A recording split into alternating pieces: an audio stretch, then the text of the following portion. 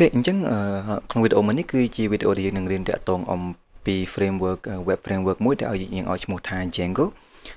វាជា web framework របស់ Python អញ្ចឹងយើងនឹងរៀនរបៀបសរសេរ full stack application ដែលយើង focus mostly ទៅលើ Django framework នឹងតែម្ដងហើយយើងនឹងរៀន basic application ដូចជា CRUD application តែប៉ុណ្្នឹងឯងប៉ុន្តែមុនយើងចាប់ផ្ដើមគឺយើងនឹងមកមើល basic internet how internet work ហើយនឹងរបៀបនៃ HTTP request ជាដើមអញ្ចឹងឥឡូវយើងមកមើលមេរៀនរបស់យើងថ្ងៃនេះបងប្អូនគ្នាអញ្ចឹងវីដេអូនេះគឺយើងគឺនឹងបង្រៀនយើងរបៀបតើ internet វាដំណើរការរបៀបណាដូចថាយើងរាល់ថ្ងៃយើងមើលវីដេអូយើងមើលអីធម្មតាយើងអត់ដឹងប្រហែលយើងអត់ដែរគិតទេប៉ុន្តែតែយើងដឹងថាតែយើងអាចមើលវីដេអូ YouTube បានដល់របៀបណាយើងអាចប្រើប្រាស់ Facebook យើងអាចប្រើប្រាស់ social media បានរបៀបណាអូខេ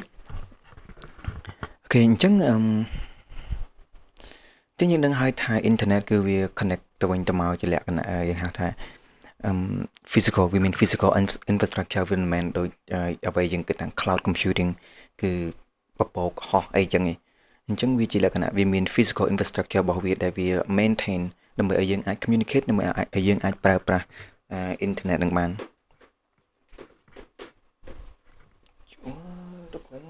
ដេកមួយថ្ងៃហើយមកទៅអីដេកមួយថ្ងៃហើយឥឡូវមកធ្វើដេកគេចាប់ដល់អញ្ចឹងបើសិនជាយើងគិតពីលក្ខណៈថា internet ឬក៏ network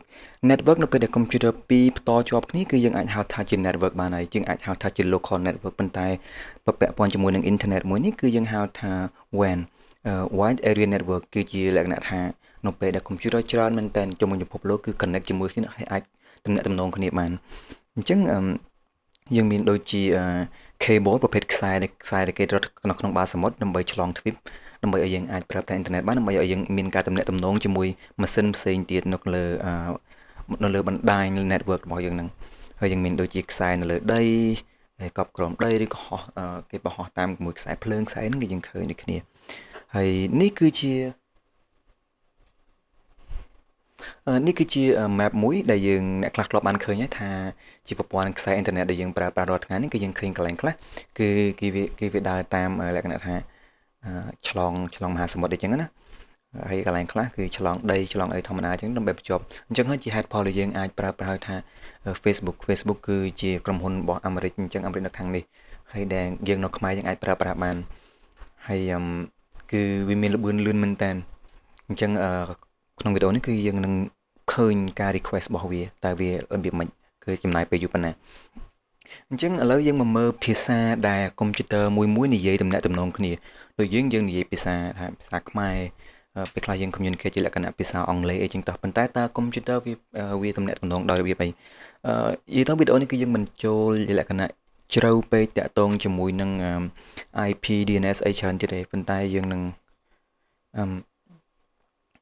គ្រាន់តែយល់ពី protocol ឬក៏ជាច្បាប់ដែល computer ទំនាក់ទំនងគ្នាគឺប្រើប្រាស់ដើម្បីទំនាក់ទំនងគ្នាអញ្ចឹងយើងមើលកន្លែងនេះគឺគេប្រើប្រាស់ HTTP គឺជាភាសានៃ computer ដែលប្រើប្រាស់ដើម្បីទំនាក់ទំនងគ្នា HTTP គឺ stand for Hypertext Transfer Protocol ចឹងយើងឃើញពាក្យពីលើ Hypertext Transfer Protocol អញ្ចឹងគឺវាគឺជាច្បាប់មួយដែលបង្រៀនឬក៏ដែលដាក់របៀបឲ្យយើងប្រើប្រាស់ដែលថាតើនៅពេលដែល client computer របស់យើង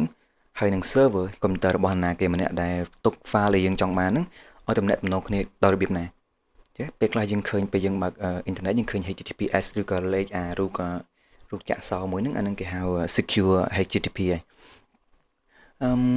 អញ្ចឹងយើងនឹងយល់មើលពាក្យពីរកន្លែងនេះ client ហើយនឹង server client និង server គឺ basically client គឺគេនិយាយតាក់ទងអំពី device របស់យើងមានជា computer យើងមានជាទូរស័ព្ទដែលយើង request ឬក៏យើងចង់បាន resource មួយមកពី server គឺជា computer អ្នកដែលមាន resource ហ្នឹងឬអ្នកដែលមានរបស់ដែលយើងចង់បានហ្នឹងអញ្ចឹងយើងគិតថា server គឺជាអ្នកលក់ចុះហើយ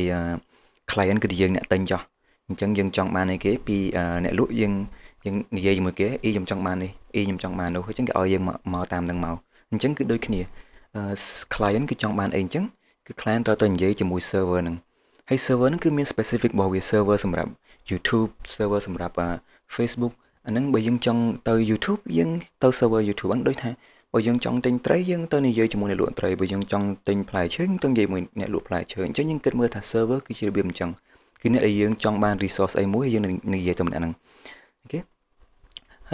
ហើយគឺនៅពេលដែលគេប្រើប្រាស់គឺគេប្រើប្រាស់ភាសា HTTP ហ្នឹងហើយគឺជា protocol របស់គេគឺជាច្បាប់ទម្លាប់នៃការនិយាយគ្នារវាង server ហើយនិង client អញ្ចឹងយើងត្រូវចាំថា HTTP គឺជា stateless មានន័យថាក្នុងកលៈទេសៈនេះគឺថាវាអត់ចាំគ្នាវាអត់ចាំទេអញ្ចឹង request មួយគឺដាច់ដោយឡែកពីគ្នា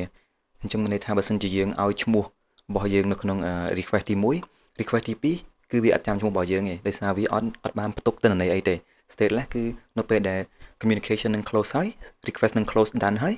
គឺវាផ្លេចអ្វីចោលទាំងអស់អញ្ចឹងហ្នឹងគឺ HTTP អញ្ចឹងមួយនេះគឺអ្វីដែលខ្ញុំបាននិយាយពីមុនតាក់ទងជាមួយនឹង client និង server អញ្ចឹង client HTTP request to server មកថាខ្ញុំចង់បាននេះខ្ញុំចង់បាននោះអញ្ចឹង server send មកវិញមកថាអូខេនេះអ្នកអញចង់បានហ្នឹងខ្ញុំឲ្យតមុខទៀតគឺយើងនឹងមកមើលពី status code អញ្ចឹងរបៀបនៃការ communicate ឥឡូវយើងសាកយកឧទាហរណ៍នៃការលក់បន្លែផ្លែឈើនៅផ្សារចុះនៅពេលដែលយើងសួរថាខ្ញុំចង់ទិញផ្លែប៉ោមអញ្ចឹងអ្នកលក់ថាអត់មានផ្លែប៉ោមទេប៉ុន្តែរបៀបនៃការ communicate របស់ internet គឺគេអត់ប្រើប្រាស់ថាខ្ញុំអត់មានខ្ញុំអត់អីទេគឺគេប្រើប្រាស់របៀបជាលេខវិញអញ្ចឹងលេខ100គឺតាក់ទងជាមួយនឹង informational ទេអញ្ចឹងយើង focus ទៅលើ200 300 400និង500លេខ400គ្នាយើងភាគច្រើនច្បាស់ជាស្គាល់ហើយលេខ200គឺមានន័យថា successful អញ្ចឹងមានន័យថានៅពេលដែលយើង request កន្លែងនេះមកទៅពេលយើង request ទៅ server ប្រាប់មួយថាយ៉ាខ្ញុំមានអញ្ចឹងខ្ញុំឲ្យអ្នកឯងអញ្ចឹងគឺអាហ្នឹងគឺចាប់ផ្ដើមពី200ឬក៏202អីចឹងអាហ្នឹងគឺ success ហើយបន្ទាប់មក300គឺមានន័យថា redirect មានន័យថាខ្ញុំអត់មានទេប៉ុន្តែខ្ញុំដឹងថា server មួយណាមានដោយសារវា interconnecting អញ្ចឹងវាដឹងថា server មួយណាមានទៀតអញ្ចឹងបើសិនយើងយកឧទាហរណ៍នៃការលក់បន្លែវិញថាខ្ញុំចង់ទិញផ្លែប៉ោមថាផ្លែប៉ោមខ្ញុំអត់មានទេប៉ុន្តែខ្ញុំអាចប្រាប់បានថានៅហាងមួយនោះមកគេមានអញ្ចឹងគេ redirect យើងគេបង្ហាញយើងថាកុំលោតគេបង្ហាញយើងថាresource ហ្នឹងនៅកន្លែងណាហើយ400គឺជា client error យើងដឹងស្រាប់ហើយកន្លែងនេះគឺយើងមាន client យើងមាន server អញ្ចឹង client error គឺបញ្ហាតាក់ទងជាមួយនឹង client ហ្នឹងហើយគេតាក់ទងជាមួយនឹង computer របស់យើងផ្ទាល់តាក់ទងជាមួយនឹង device ដែល request ហ្នឹងផ្ទាល់អូខេអញ្ចឹងយើងអាសាឃើញមែនតើគឺ error 404នេះហ្នឹង404 error ហ្នឹងអាហ្នឹងគឺជាពាក្យច្រើនគឺតាក់ទងជាមួយនឹង client error បន្តមកទៀតគឺយើងនឹងឃើញ server error គឺចាប់ផ្ដើមពីលេខកូដ500ទៅអញ្ចឹងបើសិនជាបញ្ហាតាក់ទងនឹង server គឺវានឹង send request មកវិញគឺលេខ500អីហើយអូខេអញ្ចឹងយើងមកមើលតាក់ទងជាមួយនឹងតើ request របស់យើងគឺមានរូបរាងដូចម៉េចតើនៅពេលដែលយើង send គឺយើងត្រូវការ send មាន10បណ្ដោយរបស់គេអញ្ចឹងយើងមើលកន្លែងនេះគឺខាងលើនេះគឺយើង request អញ្ចឹង method ដែលគេ request គឺតែងតែមានកុំខាំអូយមើលទៅខំអញ្ចឹង request របស់គេហ្នឹងខាងលើហ្នឹងគឺយើងមាន get គឺនៅពេលដែលយើងចង់បានអីពី server យើងមាន get យើងមាន post យើងមាន put យើងមាន delete អីចឹងទៅអញ្ចឹងហើយបន្តមកទៀតគឺជា header ហ្នឹងគឺជា information ផ្សេងទៀតដែលយើងចង់ឲ្យ server បានស្គាល់ហើយ request body ទៅយើងចង់បានអីគេយើងចង់បាន hello world តែប៉ុណ្្នឹងឯងហើយអាហ្នឹងយើង request យើង send ទៅ server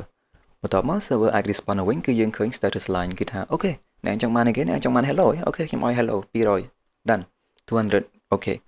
អញ្ចឹងបន្តមកទៀតគឺគេប្រាប់ information តាក់ទងជាមួយនឹង server របស់យើងមកថា server អីគេ server Apache អញ្ចឹងទៅ connection close ដោយសារវា respond ហើយអញ្ចឹងអានេះអ្វីដែលយើងចង់បានជាលក្ខណៈ respond body អញ្ចឹងនៅពេលដែលយើងរៀនតាក់ទងជាមួយនឹង Django application ហ្នឹងគឺយើងនឹង respond ក្នុងមេរៀនគឺយើង respond ជាលក្ខណៈ HTML template ដូចគ្នាគឺយើងអត់បាន respond ជាលក្ខណៈ JSON ឬក៏ជាលក្ខណៈអីផ្សេងទេអូខេអញ្ចឹងមានតែប៉ុណ្្នឹងឯងតាក់ទងជាមួយនឹង internet ដំណើរការដោយរបៀបណាហើយនឹង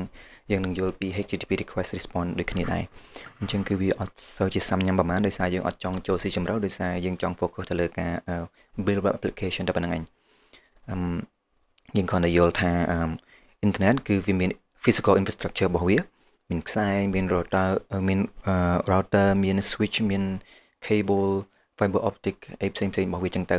ហើយបន្តមកទៀតគឺយើងឃើញថាវាមានភាសានៃការ communicate របស់វា ហើយវាមានលេខកូដនៅក្នុងការ response បើសិនជាវាដំណើរការត្រូវគឺវា response ថា200 300 400 500អាហ្នឹងគឺទៅតាមតែអ្វីដែលយើងឃើញអញ្ចឹងចាស់អូខេអញ្ចឹងវីដេអូនេះគឺមានតែប៉ុណ្្នឹងឯងសង្ឃឹមថាយើងទាំងអស់គ្នារៀនបានអីខ្លះៗតាក់ទងជាមួយនឹង internet work ហើយនឹង HTTP protocol វីដេអូក្រោយគឺយើងនឹងតាក់ទងជាមួយនឹង Django